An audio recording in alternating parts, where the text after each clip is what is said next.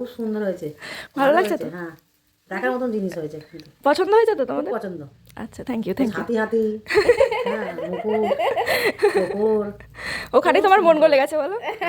আমার মৌমিতা, আমার শ্রমিক দে, ও কত সুন্দর।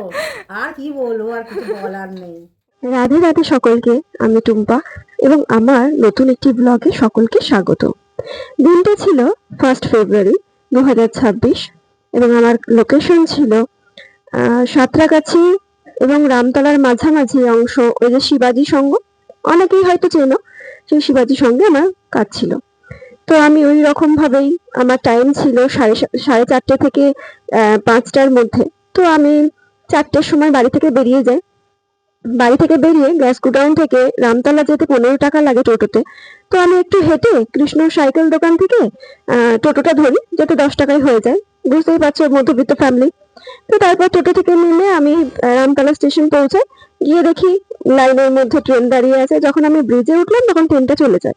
তারপরে আমি ব্রিজ কমপ্লিট, মানে ব্রিজটা পার করে নেমে আবার হেঁটে হেঁটে শিবাজি সংঘ ক্লাবের কাছে পৌঁছাই।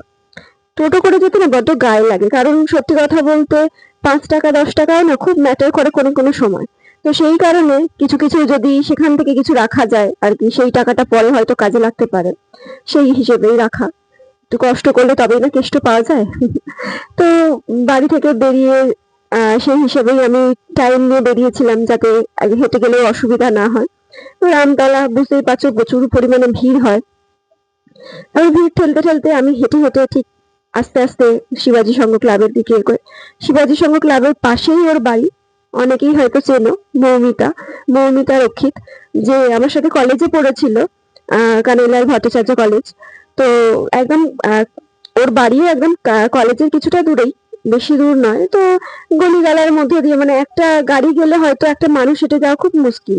তো তারপর ওর বাড়িতে পৌঁছাই এবং এই যে মৌমিতা আমার সামনে বসে ওই ডিজাইন করতে করতে, বেচারা প্রচুর পরিমাণে, আসলে বিয়ের সময় প্রচুর পরিমাণে ধকল যায়, তো তো ক্লান্ত হয়ে পড়েছিল, যে একটার পর একটা জিনিস। স্বাভাবিক সেটা, প্রত্যেকটা মানুষেরই একটা ধকল থাকেই শরীরে।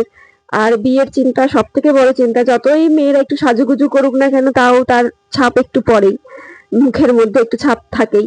তারপর ওকে ডিজাইনটা করলাম এবং ওকে আমি জিজ্ঞাসা করছিলাম যে বল তোর কেমন ডিজাইন চাই। তো ও বললো যে না, তোর ইচ্ছা মতো তুই করে দে।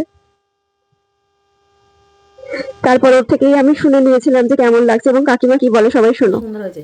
ভালো লাগছে তো? হ্যাঁ, দেখার মতন জিনিস হয়েছে কিন্তু। পছন্দ হয়েছে তো খুব তোমাদের? পছন্দ। আচ্ছা, থ্যাংক ইউ থ্যাংক ইউ। হাতি হাতি, হ্যাঁ, মুকুর, টোপর, ওখানেই তোমার মন গলে গেছে বলো? আমার মৌমিতা, আমার শ্রমিক দে, ও কত সুন্দর। আর কি বলবো, আর কিছু বলার নেই। বল মেহেন্দিপুর কেমন লাগলো? খুব সুন্দর, খুব সুন্দর ডিজাইন হয়েছে, দেখো পছন্দ হয়েছে তো? তারপর কাজ শেষ করতে করতে আমার প্রায় রাত 10টা সাড়ে 10টা বেজে গিয়েছিল। তারপর আমি একটু হেঁটে হাঁটতে হাঁটতে একটু এগিয়ে আসি এবং শেষমেশ টোটো ধরার চেষ্টা করি, কারণ অনেকটা রাত হয়ে গিয়েছিল এবং কিছু করার নেই। টাকা বাঁচাতে গেলে সময়টাও তো দেখতে হবে। তো যেহেতু সময় হাতে ছিল না, অনেকটাই রাত হয়ে গিয়েছিল এবং একা ফিরতে হয়েছিল, কারণ সেদিন আমার বরের নাইট ডিউটি ছিল। তো আমি এই টোটো পেয়ে গিয়েছিলাম অর্ধেক রাস্তা থেকে। টোটো ধরে আমি রামতলা পৌঁছাই। রামতলা থেকে আবার আমি টোটো ধরে বাড়ির উদ্দেশ্যে চলে আসি। যে আশীর্বাদ বিরিয়ানির সামনে দিয়ে আসলাম। তো তখনও পর্যন্ত বিরিয়ানির দোকানের সামনে ভীষণ লাইন ছিল। সবাই যেন রামতলার আশীর্বাদ বিরিয়ানি ভীষণ ফেমাস। তারপরে আমি বাড়ি চলে আসি। এই যে বন্ধুগুলো এখানে ঘুরে বেড়াচ্ছিল। তারপরে আমি বাড়ি চলে আসলাম। রাধে রাধে বলে আমার ভিডিওটা এখানেই শেষ করলাম। সবাই দেখে জানিও যে কেমন হয়েছে। যদি ভালো লাগে একটু লাইক কমেন্ট শেয়ার করে দিও। টাটা।